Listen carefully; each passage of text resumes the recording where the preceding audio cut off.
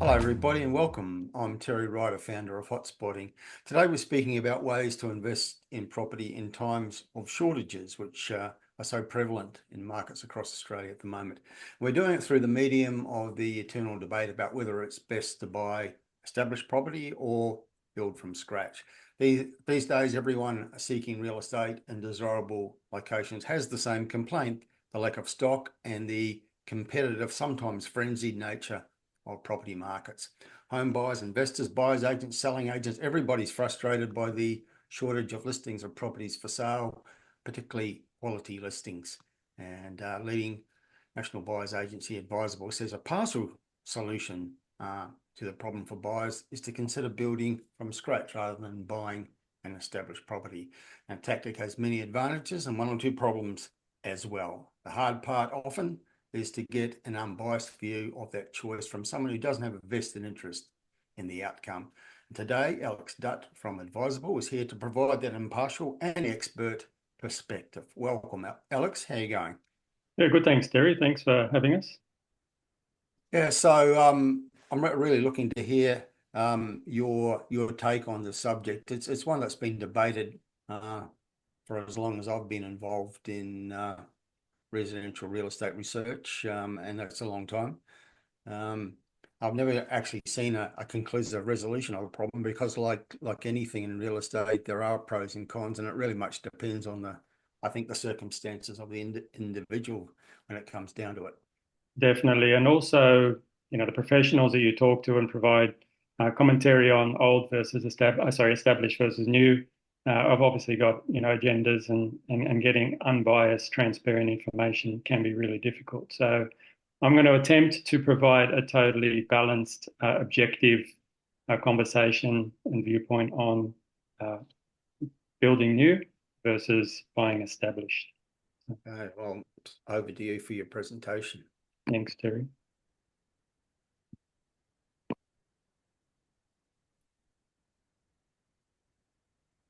Okay, can you see that? I can. Okay, excellent. So, as I mentioned, we are in a unique position to be able to discuss and explore options, the choice between established versus constructing new property. So we are fully licensed buyers agents that help clients with both. We have a national reach, so we're buying all around Australia. We're not geographically restricted. We can buy wherever the options are, wherever the opportunities take us. We're entirely independent. We're qualified property investment advisors, and we conduct our own in-house research and assessment on locations, opportunities, and builders. So we're not aligned, partnered with anyone in particular. We can do, whatever makes sense, wherever the opportunity is. We have an entirely transparent business model. Again, we have no vested interest in a particular way. Our only best, in terms of particular way, when I say particular asset, established versus new, our only vested interest is to make sure that we deliver absolutely the best opportunity for that individual investor. And me personally, I've been buying and building investment properties since 2004.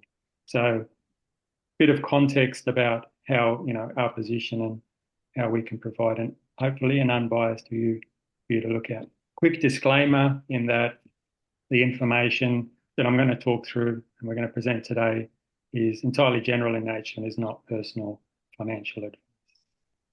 Okay, so I thought as a starting point, we could talk through the definition, our definition. I'm going to talk through about buying new, because I think that there's a lot of different ways about buying new or building, and there's also a lot of different connotations and interpretations of what it is.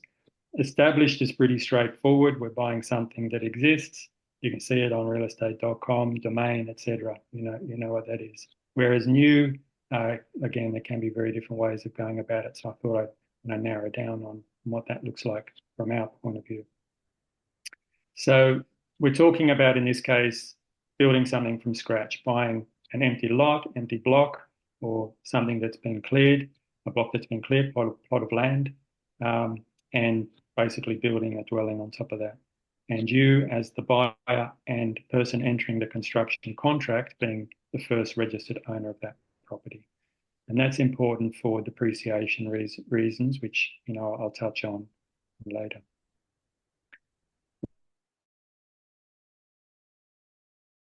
Houses or duplexes. So single title, freehold title properties with no body corporate or strata, so single owner. And the reason we talk about that is that's our specialty, that's our niche. So we're not, in this case, referring to off-the-plan apartment or townhouse purchases. I'm not necessarily saying that that's, doesn't make a good investment if done the right way. I'm just saying for us, our bread and butter and our specialty is freestanding homes. And again, in our case, we're talking freestanding homes, but bespoke purchases. And what I mean by that is a bit of a buzzword, but what I mean is buying an infill block of land, so in an established area, so maybe a block that's had an old house that's been cleared. Quite often developers will go into suburbs and knock down, maybe 2 homes, maybe 3 homes, maybe more, and sell those plots of land off individually. I'm more focusing for our, the point of this presentation on that style of opportunity, rather than, a greenfield estate, on the fringes that's heavily dominated by investors where you're buying something retail. Again, I'm talking about, more of a bespoke kind of project with multiple parts. And an example of that is a purchase that we did in 2022, which was a block of land in Redcliffe in Brisbane or Moreton Bay. And it was in an established pocket, and it was, again, very private investor, small scale developer that had bought a property, knocked down the house, and was on selling the land at a reasonable price. We negotiated on that land, and then went and appointed a builder to construct. In this case, it was a 450 square metre block, and we built a 5-bedroom home, 3 bathroom, 2 living, double lock-up garage home. So that's an example of the kind of buying new opportunities that I'm going to be talking about. Alex, I'm wondering how prevalent and common those sorts of opportunities are to find a block of land in an established suburb that's available in some way to build a new house on in established suburbs around the cities of Australia. Not easy. Yeah, I'm going to totally acknowledge that. And I think, me personally, when you're investing and you're buying an investment property, if you're doing it right, and that sounds funny, if you're doing it right, it shouldn't be easy. You're looking for something that is, investment 101, you want something that's in scarcity. But buying new is, I guess, next level in that a lot of people, a lot of investors and buyers don't have the patience or, financial capacity to build new. So this allows for a really good opportunity for you to kind of leap ahead or look outside, think outside the square, but still deliver on a product that is in, scarcity and very high demand. So again, they're not in abundance, but if you know where to look, and again, I'm probably going to talk about this later, but a lot of these opportunities sell off market. So you probably won't find a lot of these opportunities on, your realestate.com or Domain, your regular listing sites. But again, shameless plug, but this is where a buyer's agent can help you find these opportunities and help you assemble them and get some finished product like you're seeing on the screen.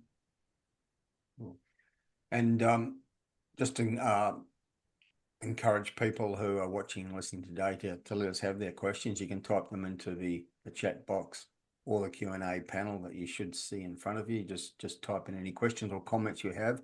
We'll probably deal with most of them at the end of the presentation, but some we may intersperse with Alex's presentation if they're relevant to what he's currently talking about. Definitely. Encourage all questions. Feel free. Thanks, Terry. I thought I'd get straight into the pros of new versus established. Again, I'm trying to be as unbiased and balanced and objective as I possibly can.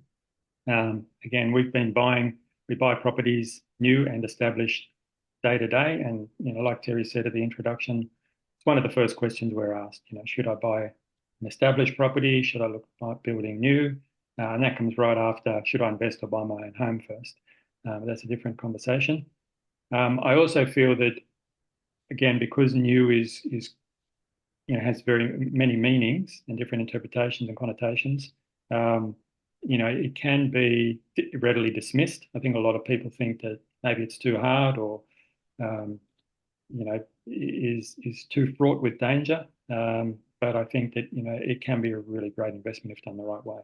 But getting into the pros of new, um, the first one is you can create the opportunity. So you're not reliant on whatever's available in the established property market. So, and this ties into what Terry was saying earlier, where we've got, I feel like a broken record having said this, for the last couple of years about where do all the listings go? So there's obviously reasons behind that, but it just feels like there's been a real lack of quality listings within the established property market. Obviously, people with rising prices. I mean, my theory is with rising prices, affordability diminishing, people are more reluctant to move and leapfrog into a different home. Do you have any thoughts on the lack of listings, Terry? Okay, it's been perplexing all of us, hasn't it? Particularly in certain markets around the country. There's when you look at the actual numbers, it's a problem that's prevalent in the markets that everybody wants to pile into. The markets that aren't quite so frenzied and popular, like Sydney, Melbourne, the smaller capital cities, Canberra, Darwin, Hobart, there's no shortage of listings there by and large. It's the frenzied markets like Perth, Adelaide, Brisbane, and some of those regional markets, like those in regional Queensland, Bunbury and Mandurah in Western Australia. Those are the ones with the shortage of listings, obviously created by the weight of buy demand that we've seen in the last 1 to 2 years. And there's a perplexing reluctance of vendors to take advantage of those opportunities in some cases. Yeah, definitely. So it is an interesting situation. The other pro of new, of course, and this is what all the advocates of new property, those that deal exclusively with new, because you're going to find quite often when you're talking to, property investment advisors that they specialize in one or the other. They're buyers agents, they only buy established, or they're, property marketers or property advisors that only deal with new property. So again, we are offering both, done with a particular right way, of course. But depreciation is a big benefit of new, and that is by design because, quite frankly, the government wants to encourage the construction of new, so they offer new dwellings, so they offer an incentive for people willing to invest in new property to have extra deductions with depreciation. And I'll get into the numbers of what that looks like in a little bit. The other thing with new property, and I think this is really important, is that you can customize the build to suit the local market. And I always say that getting the area right when you choose to invest is half the equation. The other half is choosing the right property, getting the property type right. So knowing exactly what that looks like. Does that mean a 3-bedder? Does it mean a 4-bedder? Does it mean an alfresco area? Does it mean ducted heating and cooling? Does it mean 2-story? Does it mean single story? Does it mean room for a pool down the track because you want to appeal to that local resale owner-occupier market? From an investment standpoint, you don't want a pool, of course, but does it have room down the track? So all those little nuances that make a huge difference come a resale, down the track and for capital growth. When you're building from scratch, you can totally customize and dial in on exactly the right property type and maximize your return. I think that's a real big benefit. The other one, of course, is there's lower maintenance. Everything's brand new. You've got new carpet, you've got new paint, you've got new appliances, new hot water system, new garage door roller. Everything is new. So you've got warranties for those appliances as well. So of course, things can break. There's a lot of moving parts in property, of course, but by nature, you've got lower maintenance because everything is new. And on top of that, you've got a builder structural warranty, so 6 years structural warranty on the property itself, which hopefully you'll never need anyway, either way, no matter whether you buy established or build new. It's pretty rare that I've seen that play out, but it is still a nice thing to have. And the other one is stamp duty saving. I've got an asterisk on that, which I'll get back to. But there is, with a new build, you're only paying stamp duty on the land, not on the cost of construction itself. So, if you're on average property, you could be looking at saving half the cost of stamp duty, which is relatively high, on a new build versus an established. Alex, can you put any numbers on that? I know it varies from state to state. The size of stamp duty does vary a lot from state to state. But what kind of savings in terms of numbers can you be looking at there?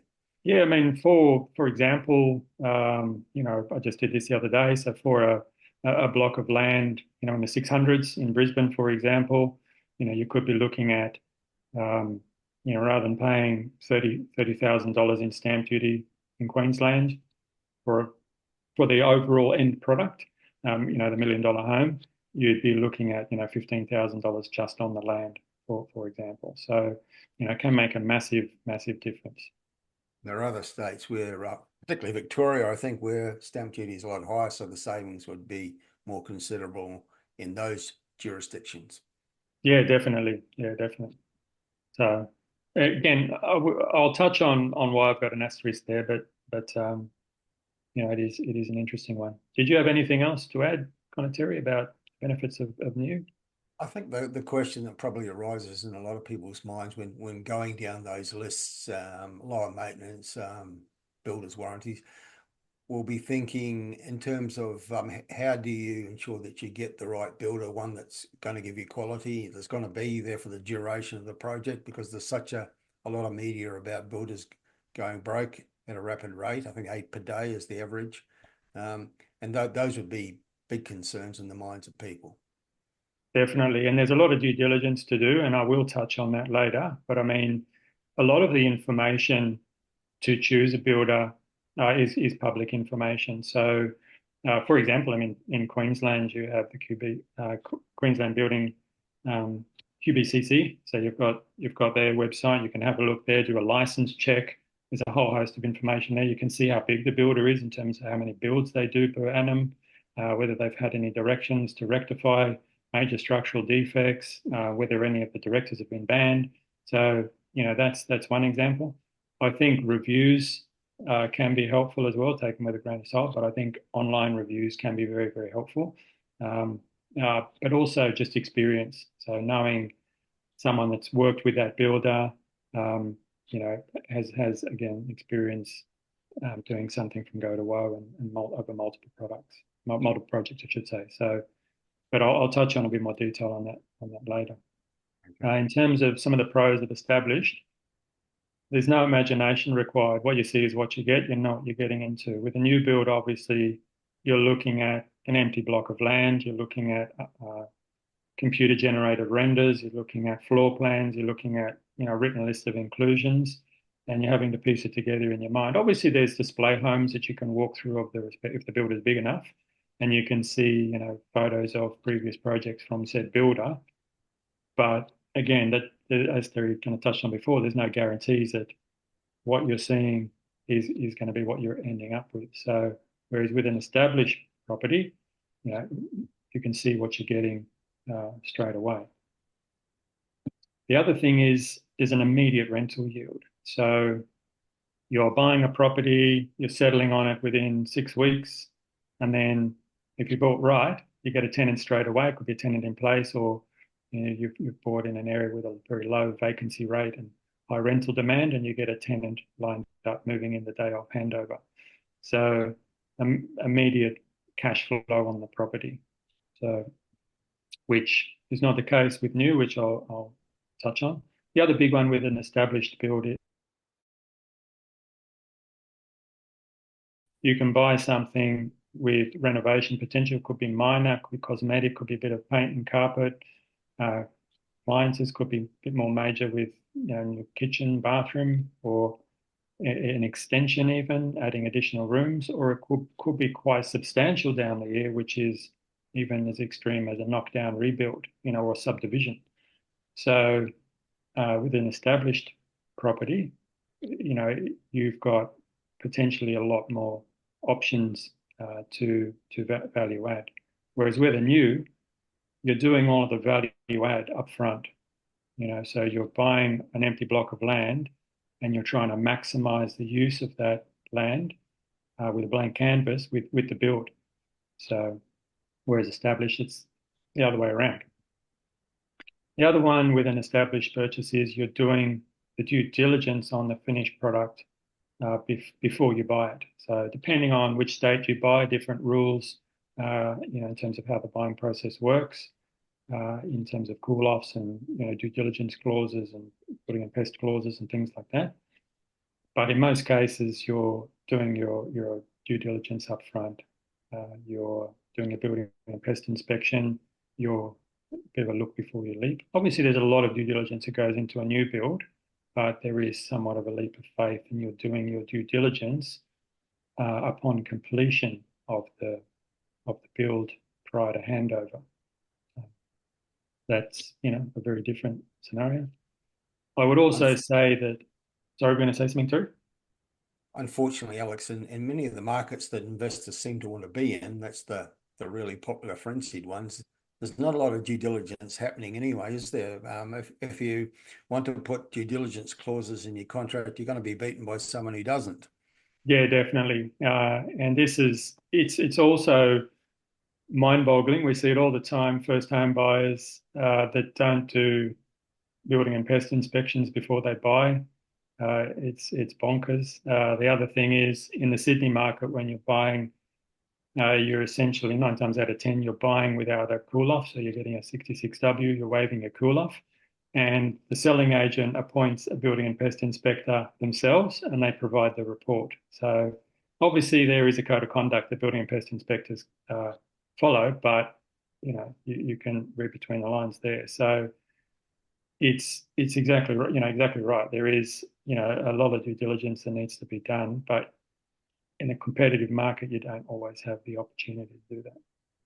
Yeah. And the other one with established that I was going to say is, I think for someone that's not super experienced with real estate in buying, it's easier to determine market value with an established purchase. So in other words, not get carried away and overpay, which is again quite common, unfortunately, with the new property investment space, which I'll get to. But with an established purchase, you can jump on realestate.com in the sold section. You can see what other properties have sold for. They get list price. You can actually look at sold prices and see, what comparable properties have sold for. A lot harder to do with new builds, because you're looking at completed products in the established section of realestate.com, as I said, the sold section. But they're not going to be brand new. They could be 5, 10, 15 years old. So they might be relatively comparable on paper in terms of block size and the size of the dwelling and the fit out. But obviously there's a fundamental difference in terms of quality of finish. You don't know who the builder is, all kinds of things. So it's a bit more difficult for the uninitiated to compare the two. And the last one is for established. It's a bit easier to finance in most cases. I mean, a good mortgage broker should have no problem funding a land purchase and a construction contract. But if you're looking at doing something a little bit outside the square, such as SMSF and SMSF purchase, you need one contract only. You can do that with new if with certain limitations, but in most cases, it's going to slot into an established purchase with a single contract there. And again, there's not a 2-part process with land and construction. With established, it's pretty much straightforward and a quicker turnaround time. Anything else with established you think of, Terry? One of the thoughts that occurred to me when you're talking particularly about value adding, the opportunity with an established property to perhaps extend or build a granny flat. And my thought was that with new property, you tend to be building on very small blocks of land. But then perhaps I'm thinking more of housing estates where the blocks get smaller and smaller. With this type of product that you're talking about, the more bespoke product, is it achievable to get that larger block of land, like the quarter-acre block, to do this new build if you're doing it this way? Yeah, provided you find the right area. And look, I'm not going to lie, it can be more expensive. Talked about in Redcliffe was 600,000, 600,000, and that was 450 square meters. So we're not talking about pokey little blocks. This is actually the property you can see on the bottom left is the other side of the one in Redcliffe that I was talking about. And that was a 450 square meter block. So 45 deep, 10 wide. So, and that's in an established pocket. So again, not everyone can afford a $1 million build. And there is obviously other opportunities cheaper than that, but it doesn't have to be, in a greenfield investment dominant estate. It just depends on where you look. But as you say, blocks of land developers are by nature,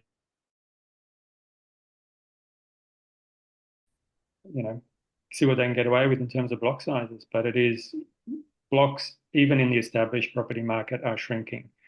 I mean, Adelaide, for example, Northern Adelaide, it's pretty common for a 10, 15-year-old property to have a 300 square meter block size, which is totally acceptable and what people in high demand within that respective market. So again, it's going to be reflective of the area that you're in, but it just means shopping around and what you can afford and what you have access to. Okay. I thought we'd get into the cons. So we've done the good. Let's talk about some of the not so good. With new, so I had my asterisk with stamp duty saving, but the reality is if you're looking at a 10-month, 12-month time frame for construction, maybe sooner, maybe longer, depending, you've obviously got to pay interest. If you borrowed, assuming you've borrowed to purchase the block, you've got to pay interest on the land, and then you've got progress payments, interest on progress payments. So 6 drawdowns on the construction contract, deposit frame, slab, and so on, right through to completion, and you're paying a cumulative interest on that. So there is a interest bill that you're paying during construction that you're not able to offset because there's no rent coming in. And with recent changes with tax in the last few years, it's no longer tax deductible either. They've screwed down on that clamped down on that in terms of being able to claim that as a tax deduction. So chances are not tax deductible, check with your accountant, and you've got no rent coming in. So what I usually say is that the cost during construction, the saving in stamp duty for building new is basically eaten up by the outlay during construction. So that's not necessarily a true advantage with stamp duty. So you kind of net outcome there. I suppose there's also the issue of delays, which can just exacerbate that problem. If you Yeah, get totally. Yeah. bad weather, for example. Inclement weather, delays, shortages of materials, difficulties getting trades aligned. But this is where, the importance of doing your due diligence and knowing the builder that you're working with comes into play, and the builder with a good reputation and a quick turnaround time is absolutely essential. But the reality is that I've done hundreds of projects and you learn something new on every single one. So, there's always something, could be very minor, could be a little bit more challenging, but, there is more moving parts. So it's important to have all your ducks in a row. And on that note, there's a high degree of trust or faith required. You're putting, a lot of faith in the builder to deliver on what you've signed up for. You hear the horror stories on the media, so I don't want to paint a picture that's commonplace on my watch. In my experience, it's not. Again, there are minor challenges, but nothing that's too concerning. It just requires a bit of skill and know how to work around. But media will always highlight the extremes and present them as the norm, and of course, very often they're not. That's true, but then by the same token, as you said, there are a lot of builders that have gone bust, in the last few years, and there's been a bit of attrition, and not to be callous about it, but it happens in industries, from time to time where maybe, not the more robust or professionals you want to deal with are kind of ushered out. There's obviously some very unfortunate situations. Not everyone's been that boat, but it has kind of sharpened the blade in terms of those remaining professions remaining. And as you said, Terry, there's a possibility of delay. So weather, um, trades, materials, things outside of our control, like the dreaded COVID. Hopefully we never experience anything like that again, but that wasn't a fun time for the building industry. So, you are a little bit vulnerable to that if you're going down the construction route. The other big one is it's a big time commitment, and there's an opportunity cost if you're looking to buy elsewhere at the same time. So, depending on your borrowing capacity, you could be hamstrung to buy anything else while you've got a property under construction without rent coming in. And this depends on the lender and your circumstances and the skill of your broker, of course. But it's could be that you're tied up seeing the construction of your investment property through before you can buy elsewhere, which in and of itself might not be a bad thing. Obviously, you're paying today's dollars for a property that's going to be completed in 12 months' time or maybe more. So there's a value add. You're still exposed to the market and getting capital growth along the way. But it depends on your strategy, your accumulation strategy. If you're looking to aggressively purchase elsewhere, then that could be be a cost of or a difficulty if you're constructing. Again, there are more moving parts. There's more room for error. There are things that can go wrong, and things that you need to know about, quite frankly. I mean, it's no secret that you've heard the catch cry of the spruikers and the white shoe brigade and all of that. Whereas a lot of property marketers selling inferior house and land packages or up the plan apartments to the uninitiated. We get that all the time where people come to us and they've had a poor experience in the past, and bought something they didn't know what they didn't know. They went in with the best intentions and trusted the wrong people. So it can be again a tricky market for if you're inexperienced and don't know what you're doing, and or you trust in the wrong people. So that's my cons of new. Hopefully, it doesn't paint too bad a picture, but about it, Alec, is you are presenting a warts and all scenario so people can actually make an informed decision about this. I've been doing webinars on this kind of subject, old versus new, for a long time, and it's really the first time where I think we've actually had a presentation of an unbiased viewpoint of the pros and cons. yeah, excellent. I appreciate that. I think, as I said, both can be really rewarding. I mean, that project in Redcliffe, did really, really well for that buyer. So I think, you just need to. It can be done right. You just need to know what you're doing. The other thing, so with established, the knocks on established is, and this is the frustration what we were getting at before with the lack of listings. We're entirely limited by the options on the market, so we're reliant on the person whose home within the respective suburb that we like. We're reliant on them saying, "I want to sell this property so we can buy it." And that can be again really frustrating as a buyer's agent. Obviously, we've got we've got our own methods to get a hold of listings, remarket, off market. So we're seeing a greater range, but even so, I mean, we're very picky by nature of what we buy. So we might look at 100 properties and end up buying one or two of them if lucky. But in terms of if they meet our criteria, but again, we're reliant on that pool of 100 properties or that one or two that we ultimately want to buy, the owner deciding to sell. We're also reliant on what we get given. So in terms of, obviously, again, we've got our criteria, but the property is what it is, and it might need a bit of work to make it really shine. Low depreciation. So a few years ago, there was change to depreciation laws in terms of rulings, I should say, in terms of what you can claim with an established uh, property purchase. So we can claim the building write-off only, not the fixtures and fittings, if you buy second hand, is what I'm getting at. So again, depreciation is not the be-all and end-all. I'll touch on that, but it is interesting to see that the difference that it makes from a cash flow standpoint. The other one, as you touched on earlier, Terry, hire buyer competition. Most people simply don't have the financial capacity to fund a new build. They don't have the patience or the know-how to go through the new build route, and they just, if they're a first home buyer, second home buyer, they just want something finished so they can move their family in and get on with life. So it can mean that in aggressive markets, the dominant markets like we're talking about, Brisbane and Adelaide, for example, that are very active. It's fever pitch trying to buy the good ones. That said, as I said before, buying empty blocks of land is no cakewalk either.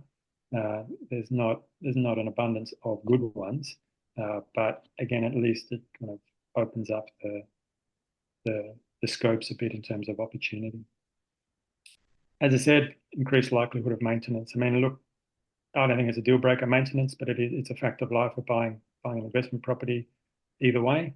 But obviously, you're increasing the chance if you're inheriting older appliances, older fixtures and fittings, light fittings, carpet, air conditioning units, and so on. So things are going to break down. Again, not the end of the world, but it is an added cost that you need to think about.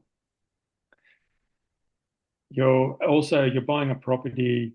If it's an older property, it may not be built to current codes and compliance. And in a lot of cases, you get that looked at with building and pest inspection, and building pest inspector will tell you, let you know, or a property manager might say, it could be very minor. It could be that we need to install smoke alarms and blind cords, or warnings on the blind cords could be very minor like that, which is immaterial. Or it could be, something a little bit more significant. But with, a new build, you're seeing, the builder, you've chosen the builder, you know who they are. And in some cases with an established purchase, you know who the builder was, and you can, that's part of the value of the opportunity. But it's not always black and white and totally transparent with an established purchase. And again, on the same lines, you don't fully know the property history. It's a bit of a detective case where obviously you've got the likes of the chat below using moisture readers and other high-tech tools like the tapper there to see if there's any history of termite damage or water penetration in between walls, or things, more significant problems that will probably be a bit more obvious, such as anything to do with a foundation or slab that are structural. They're pretty hard to miss, but there could be minor things that could rear their ugly head down the track. Again, importance of having a building and pest inspector to help you with that, but it is a greater possibility with established. Anything else with the cons of established? Larry? You've covered them off pretty well. A thought that occurs to me on the point you just made about one of the cons for established built to current codes and compliance is also the issue in my mind about the upcoming, the new codes and compliance. Again, Victoria is an example where they're seeking to impose new standards on rental properties. Yes. And the possibility that might involve having to spend $5,000 or $10,000 or more $1,000 bringing the property that you've owned for the last 10 years up to the new standards that are now coming in. That's correct. A little bit scary. Yeah, correct. That's a really good point. Yeah, excellent. In terms of I might just show an example, the numbers between the two. I thought Moreton Bay, this pocket of Moreton Bay was really interesting. I know we've talked about it a million times over the years. It's done very, very well. And obviously the other example I talked about was in Moreton Bay. But in the outer pockets of Moreton Bay, I think something really interesting is happening where traditionally, new builds were significantly higher than the cost of an established property. So, it made sense in this case for most people just to buy established. given the scarcity of listings and huge, demand for homes within the area in the right pockets, we're seeing kind of an equilibrium in pricing. There's not too far off between the two, which is quite interesting. I mean, a case in point is, this example that I pieced together, where we're talking, just under 800,000 for the build from start to finish, the land purchase of just under 440. Whereas this comparable home, that is almost 10 years old, and this one sold a couple of months ago for basically the same price. So it's an interesting comparison between the two in terms of opportunity. Moreton Bay's had significant price growth, granted, but interestingly, and obviously the cost of construction has increased significantly too post-COVID, don't get me wrong, but it's interesting to see the value proposition between the two. The difference is not as great as it has been in previous years. And the land size is comparable. Again, obviously there's a lot more to it than just an on-paper number, such as, whether the block's flat, is it near retaining, is it obviously location, but in this case, pretty much comparable in terms of the attributes of the block. The dwelling is identical, so 4-bed plus media, so fifth bedroom, office, single story, 2-bath and two car. So again, identical. You can see the floor plan down below of the new build. So that's an interesting, again, comparison between what's out there in the marketplace. And I am obviously mindful of the fact that dwelling sizes are shrinking in a lot of areas as households shrink. So the demand for certain property types is changing as households shrink. But in this case, when we build new, again, because we're looking at doing the value add to the block upfront, we want to get the maximum, in a lot of cases, the maximum build within reason without giving the lead that we can. So the rent is slightly better with a new build in this case. Obviously, slightly better nick, better fixtures and fittings. Could be comparable. It's not always the case with new build, but in this case, it was slightly better. Maintenance, again, everything under warranty. The likelihood is we're not going to have any maintenance. Put in $1,500 for an established purchase, which might cover every other year, water heater, a new oven, liquid paint after several years, potentially more than that, potentially less, but it seems to happen in waves. So that's just a kind of conservative estimate. The big kicker, as I talked about, was depreciation. So with a new build, again, this is by design because the government wants to encourage people building new. We're talking, close to 18,000 for a new build, whereas an established, we're talking about 7,000, which is still pretty good. In this case, this property was built just under 10 years ago. And the difference in cash flow is going to be quite substantial, though. So, and this is where I think, one of the advantages of new is really comes into effect, and maybe a slightly better rent. You've got a better cash flow ultimately, which is unfortunately the bugbear of all investors at the moment with, slightly higher interest rates. I base this on a 6.5% interest rate, which is pretty competitive. I assumed that the investor borrowed everything, so there was no cash into it. They borrowed the stamp duty, the lot, and I assumed interest only. You have any thoughts on that, Terry? I do have one or two. Just before I do, just reminding people watching and listening today to let us have your questions, type them into the chat box or the Q&A panel. I've still got a little bit of time available in today's broadcast. Don't miss the opportunity to ask Alex or myself any questions you have about today's topic or about some other real estate related topic, about locations perhaps, if you've got questions about that. One of the objections I suppose I've had, and you've kind of addressed it with the slide that's on screen at the moment, is that the cost of new builds is so high that quite often the end product can be considerably more expensive than established property in the same area. But the area you've highlighted is one, the Moreton Bay region in the north of Brisbane, is one where we've seen values increase so much in recent years. There's been a merging of that disparity. Does that then dictate that when people are looking for these opportunities, they should be looking in areas where maybe median house prices for existing properties are in that sort of $700,000 to $800,000 range, rather than targeting an area where existing houses are 400,000 or 500,000? Yeah, I think that's pretty fair to say in most cases. So I would say that you're going to need a slightly higher land value to really make this work in your favor, given, again, I'm not going to, duck shove the fact that cost of construction is very high. But there still is value in doing that if you look at the appropriate area. Case in point, Moreton Bay.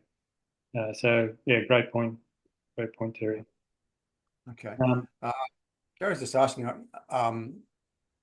regarding the numbers on the screen, saying the net cash flow, is that excluding depreciation, tax spend? I think it's after the tax Correct. So depreciation. that's net. So that's your bottom line figure after the negative gearing, add back. I did this on the highest marginal rate of tax. Could be less if depending on your tax break, it's rate of tax, marginal rate of tax, or how many existing investment properties that you've already holding, I should say, that are pushing down your marginal rate of tax. So there's a few different factors in there. We can do these figures for people, happy to do them. So, if you want to, you've got any questions or want us to run kind of cash flow calcs on hypothetical purchases, prospective purchases, happy to do that. A few tips. So we're kind of nearing the end, so I'll go through these. And this ties in exactly with what you were saying over Leaf, Terry, and that is, does it actually make sense to build, in the respective market? It's absolutely essential, like with any investment property, that what you're buying is in scarcity. I know it's investment 101, but same with build. If you're going to go through the process of building new and dealing with not having any income coming in, any rent coming in, having to cover the cost of construction, the different moving parts, the slightly, maybe potentially more room for error. What are you doing that for? It's got to be for, a specific defined advantage. So you've got to, in my mind, either create something that is going to put you ahead of the market upon completion, or alternatively creating something that's unique in the marketplace that is still in high demand, such as, a duplex is, for example, that you can even, strata subdivide yourself down the track and sell each side, things like that. So to me, that's where building really comes into play and, holds its own. I think you've just answered the next question that's popped up. Do you choose new versus established based on the area? Some locations are more suited to new than others. I think Definitely. Yeah, definitely. And I mean, for example, like you said, where there's an abundance of opportunity, it's obviously going to depend on where the respective area is within the market cycle. As a buyer's market, as a seller's market, and so on. Cost of land, but ultimately, it doesn't make sense to build. Again, why go through all that if you can readily buy something on the open market that is more or less an equivalent? So for me, it has to have a distinct advantage. It has to be something that's really unique and great with the end product. And again, this ties into kind of point two, is the opportunity, bespoke. Are you piecing it together individually, independently, or is it, a greenfield off the shelf house and land package that, it quite frankly doesn't require a lot of skill to obtain, and I'm not saying that is necessarily in all cases a terrible investment. I'm not saying that at all, but I'm just saying, does the advisor that is recommending this product have your back? I think that's really important. Are they piecing it together for you and hustling and getting all the moving parts together so you end up with something neat that is really fantastic, or is it just an off the shelf retail kind of product that is 19 to the dozen for that area? And And my observation, Alex, is many of those new housing estates are in the areas where the price of the new product is considerably higher than the the price of the established product that's been there for longer in the same area, such as like the western suburbs of Melbourne or Sydney. Correct. Yeah. Yeah. Yeah, a lot of cases, all kinds of pockets of Brisbane as well. I mean, pretty much everywhere, let's face it. But again, this is where what I was saying before about the importance of understanding market value and, the end product. And is it, again, just something that's in total abundance or something that's in scarcity and really high demand, and you're catering to that screaming demand with a great product? And on that note, I mean, look, I know it's an awkward kind of conversation, an awkward topic, and a difficult one for people to ask, but I think that you should know how much the advisor person recommending the property is getting paid out of it. I think that should be disclosed. And again, it sounds pretty straightforward, but you'd be surprised. So, and again, an awkward question to ask, but I think you should ask that information. And if someone's getting paid money to find your property, I mean, I'm a buyer's agent, we charge a fee. We get paid money to help people buy investment properties. Not always a bad thing, but you should know how much. What is the advisor getting out of it, and is that reasonable? And so on. And kind of tying in with the first point, point of difference, is essential. You're adding the value to a new build upfront. So you're value adding to the block upfront. So you need to basically do everything you can to maximize that resale value. That is your opportunity. I'm not saying to build in all cases the biggest monstrosity you can fit on the block. Maybe the market doesn't bear that. But within reason, understand what you're creating that's going to have that unique point of difference. And again, it's really high demand. And this kind of coming back to you saying before, Terry, about selecting area, needs to have that owner-occupied dominant area, owner-occupied dominant appeal. That's where you're going to get capital growth. And one of the things I hear a lot in the investment or the new build space is investment grade, and that always makes me cringe. I don't really like that. I think it's got the wrong connotation. You want to be building something to cater to owner-occs, not other investors. And again, I kind of talked about this earlier in the piece, that many of the best land deals happen off market. So finding good blocks of land and good sites, it shouldn't be easy.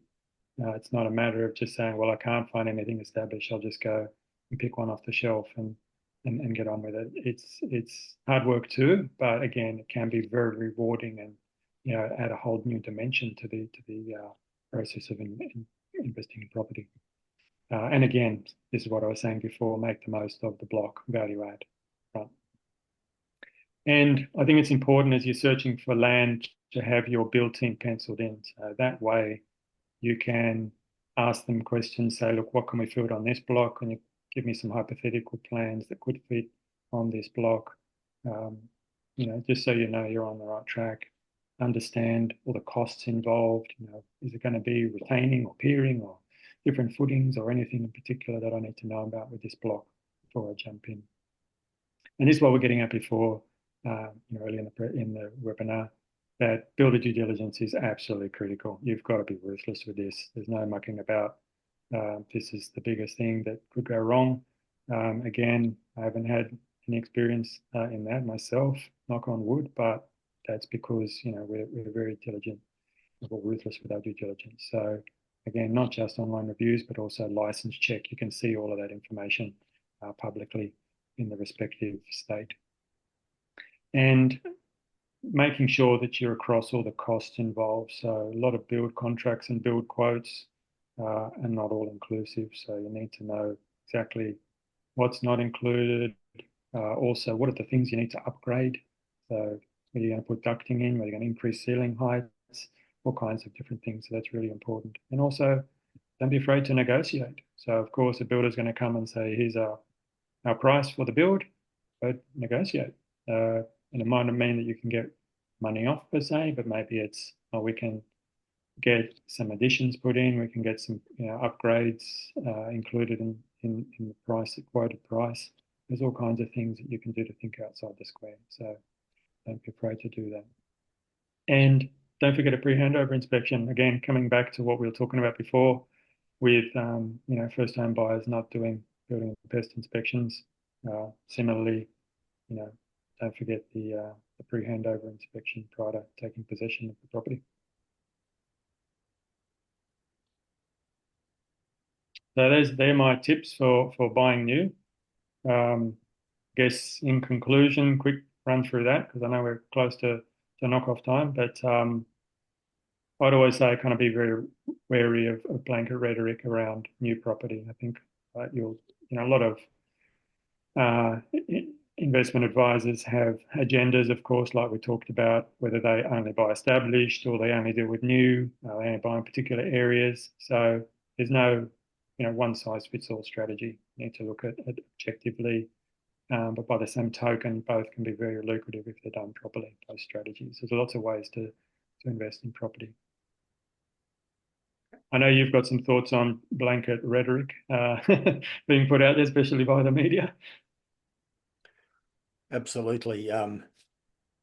Maybe the first point is just tune out the white noise in the media. There's so much misinformation. They always highlight the extreme cases, which don't necessarily represent the norm. But the key is to get good advice from people with an independent viewpoint and really expertise in the market. I think it's a great case for getting a buyer's agent that you trust on board. I certainly believe in doing that myself in all instances, but particularly with this type of project. In your experience, Alex, what sort of people actually take it on? Because it does require patience. It does require, in some cases, deep pockets and nerves of steel, perhaps. What sort of people do this type of? Great question. I don't think that there's a clear demarcation of investor type. I think, this is a perfectly approachable strategy if you've got the right professional helping you. I just think it's going to be, like we touched on, probably, an investor with maybe, maybe a budget for the kind of traditional second home buyer market. So maybe, around the kind of 800K plus. There are opportunities cheaper than that, but I think I'd look at this as maybe a good strategy for one investment within the portfolio and then complement that, some established purchases alongside that. But again, it depends on the nature because we're talking about a whole bunch of different things. We could be looking at, simply finding, a single block that we can put a single dwelling on, or we could be looking at something a bit more advanced with, duplex, for example. So, which is, going to be $1 million plus, for example. So it's going to be depending on budget. But also, yes, I guess appetite for, risk profile and an appetite for this kind of thing. Yeah. And dealing with a lot more phone calls and conversations with me about all the moving parts, no doubt. Understanding your own risk profile could be important. A lot of people don't actually understand their own risk profile very well and can sometimes take on things that aren't terribly appropriate to themselves. Sergio is asking, I don't know whether there's any data about this. I don't think have any data which compares historically capital appreciation for new builds versus established properties. Do you have any thoughts on that, just based on your experience? Look, anecdotally, I mean, I like to think that the projects I've been involved in, again, slightly different maybe in terms of nature than a lot of traditional house and land, but we've had great results and great capital growth, in some cases exceeding, the established market, given how we've put the project together. But it is a difficult one to get accurate information holistically because, again, I think that there's a lot of people that have been ripped off out there with house and land, just buying the wrong investment, paying too much. And I think that gives the whole building new a really bad name. That is the elephant in the room. And that's kind of one of the, obviously this comment here that, no two established buyers are the same, just as no two new build opportunities are created equal either. There's going to be good, bad and ugly, in both camps. So you can't always compare, the two equally. And not all opportunities are created equal. You've got, I like to say, apples versus oranges versus lemons. There's going to be lemons in both camps. There's going to be, I've had people have come to me and said, I bought this property, an established purchase, didn't know what I was doing, and it's done really poorly. Should we sell and start again? I have that conversation all the time. Or conversely, I bought this house and land package and it hasn't done anything because I paid too much. trusted the wrong people. So I can give you examples in both cases, but it's just going to come down to making sure that it's fundamentally a great investment. So again, choosing who you partner with, and again knowing that building new won't make sense in every market, as what we talked about before. Pick your spots. It is a strategy to have at your disposal to engage and employ where it makes sense and whether it's the right strategy for you as an investor and where you are in your investment journey.